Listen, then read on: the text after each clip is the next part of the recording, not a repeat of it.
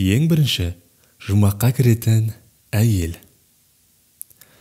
Бір күні ардақты Мұхаммед пайғамбарымыздың оған Алланың игілігі мен сәлемі болсын, қызы Фатима әкесінен сұрайды.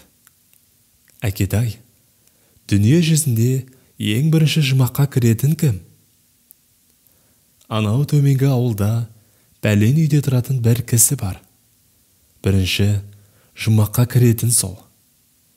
Хазіреті Фатима бұл кісіні көруге құмартады. Айтқан үйге барып, есікті қағады.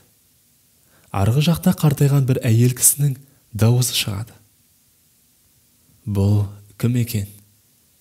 Мен ғой, Фатима.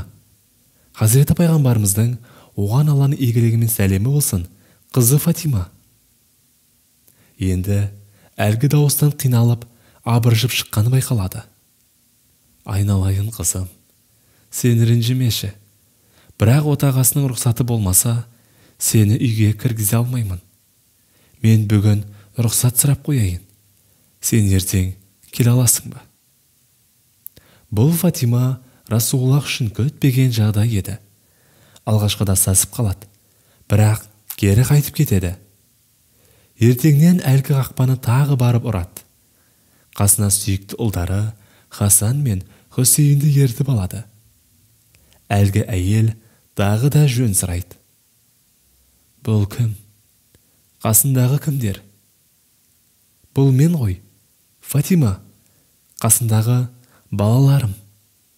Жаным, Фатима, айыпқа бұйырмашы. Мен күйеуімнен тек сен үшін рұқсат сұрап едім. Балаларың келетін білмедім ғой. Тағы да ертең келесің бе? Рұқсат алып қояйын. Фатима кері қайтады. Күн өткен сайын таң қалысы артып жатыр. Ертесінен тағы келеді. Бұл кім? Фатима. Сол кезде есік ашылады. Міне қызық. Кешеден бері дауысынан қарап, үлкен апа шығар деп жүрген жап-жас, әп-әдемі келіншек екен. Фатима таң қалып сұрайды. Менімен сөйлесіп жүрген апа қайда? Әлгі әйел аузындағы тасты шығарып алып тастады да, ол мен ғой деді. Ұртыңызға неге тас салып алғансыз? Жолдан әрі-бері өтушілер болып қалып, менің себебімнен күнәлі болып қалмасын деген ниет еді. Міне, жұмаққа алғаш кіретін әйел осындай болады екен. Осы оқиғадан үлгі алуымыз керек ақ. Күйеуіне соншалықты адал, тақуа әйел. Сондай-ақ, әйел кісінің даусының өзі кейде адамды күнәға батырып қоюы ықтимал. Ұлы махаббат. Ғиса пайғамбар алейхиссалам жолшыбай келе жатып, бір Меккенің тұсынан бақшасын суғарып жүрген жас жігітті кезіктіреді.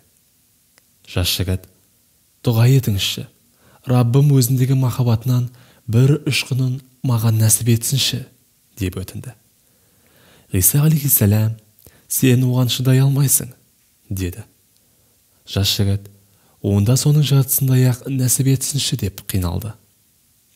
Ғиса пайғамбар алейхиссалам қолын жайып, уа жаратушы ием, мына жігітке өз махаббатыңнан бір ұшқынын жартысын нәсіп етші деп дұға жасап, сапарын жалғастырып кете барады.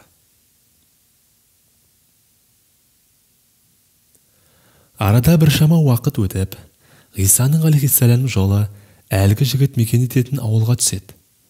Жігіттің жайын сұрастырған ел, ол жынданып, тау тас кезіп кетті деседі. Ғиса пайғамбар алейхиссалам дұға жасап, оны өзіне көрсетуін сұрайды.